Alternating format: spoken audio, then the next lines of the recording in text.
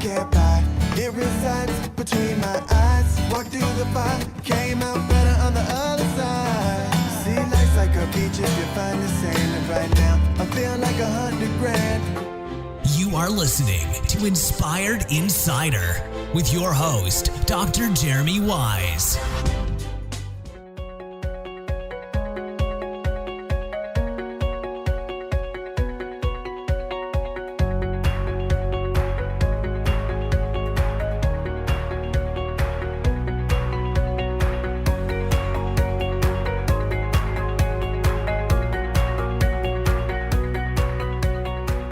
Dr. Jeremy Wise here. We're live at the Prosper Show with Eytan. He's one of the founding board members of the Prosper Show, runs a big e-commerce company as well. I want to get some of the behind the scenes of what it took to put this event on.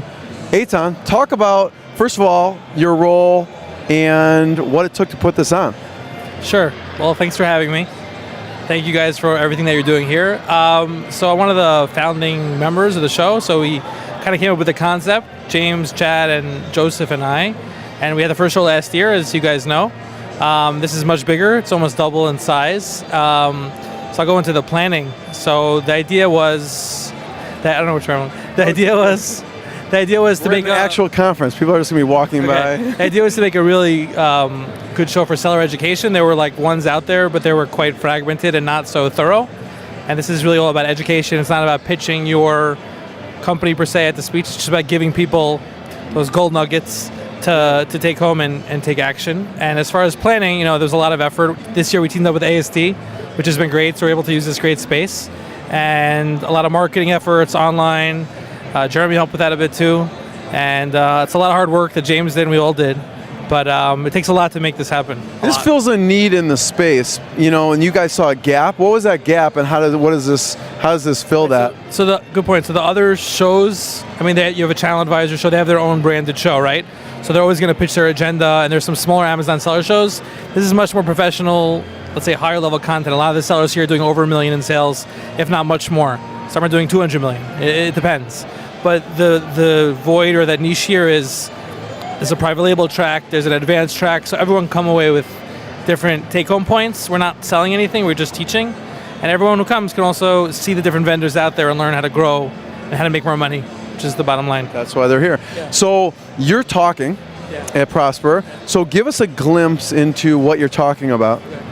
So I spoke this morning a little, it was a moderator. I was a moderator on a panel with a lot of sellers, and that was pretty cool, lots of questions. I'm speaking with Chad. What was a big takeaway on the panel?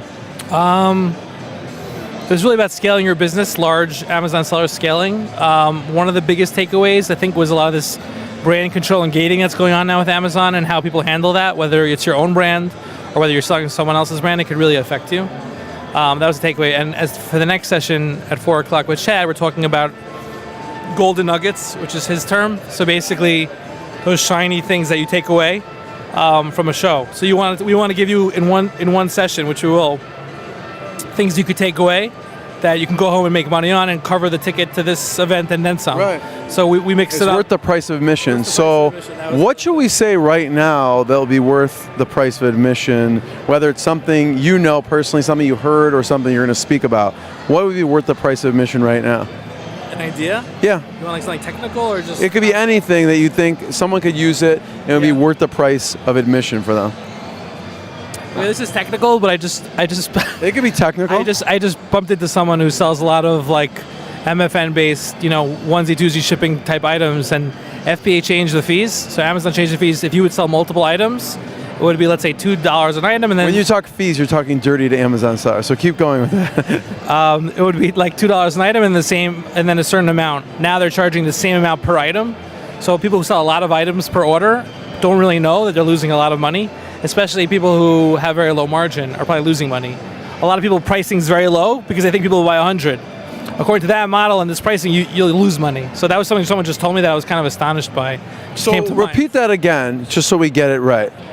If you sell multiple units, so let's say I sell 10 toothbrushes. It used to be I would pay a fee for the first toothbrush and a nominal fee for the additional. Now you pay the same fee for every single toothbrush.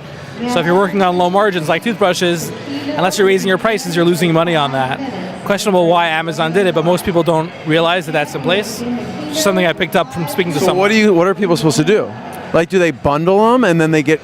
Yeah. If they bundle 10, then they only get one fee, or what should they do? So people, you can actually use that to bundle because you could use your data to see what to bundle based on sales history, but you have to adjust your fees accordingly based on that and not just be selling things at really low prices to get quantity orders. So that was pretty technical. I can give you something good, different. though. That's good because people wouldn't know that, and then they don't even realize they're losing money, right? The rule came out in like mid-February, but no one really took it to heart until they kind of seeing these reports, which is a commonality. A lot of what we do here is trying to show people: are you making money? Are you not? Look at your profit. A lot of these tools here will help you see that. Without them, it's very hard to know. Yeah, very hard. So, any other? You said there may be a non-technical one. Is there any others you want to share? Gold nuggets that would be worth the whole price of admission? Yeah, sure. So, I guess this is an additional price of admission, but we had some workshops yesterday before the show, and one was about like Facebook and social media, what you guys do, and generating traffic not only to Amazon, let's say, from your social media, but maybe to your website or somewhere else where you can make more money and create some kind of viral following. And it was an amazing session by Bowman, we're going to blog a little about it. But that whole concept of just not putting everything on Amazon, which is hard to do when it's so quickly growing, and to diversify and how to do it, I think that's a takeaway you could learn here if you want. Anything else, Eytan, that people should know about Prosper Show over the next day or two, or they're thinking about coming in the future? Sure. There's a lot of great sessions. We have a big keynote coming up with Rick Cesari. It's going to be here next year, around the same week, same place. Yeah. We're looking into some other shows, perhaps, or different ways of spinning off different types of shows, perhaps, for different types of sellers. Yeah. But we were just excited. We're thrilled with the turnout, and really appreciate you guys coming. Yeah. So check out Prosper Show. Where should we point people to them online? Obviously, this is being generated live on the Facebook feed. Where else? ProsperShow.com. Okay. ProsperShow.com. Eytan, awesome. Thank you. Thanks, guys. What I got, you can't buy. It resides between my eyes. Walked through the fire, came out better on the other side. See, life's like a beach if you find the sand. And right now, I feel like $100 grand.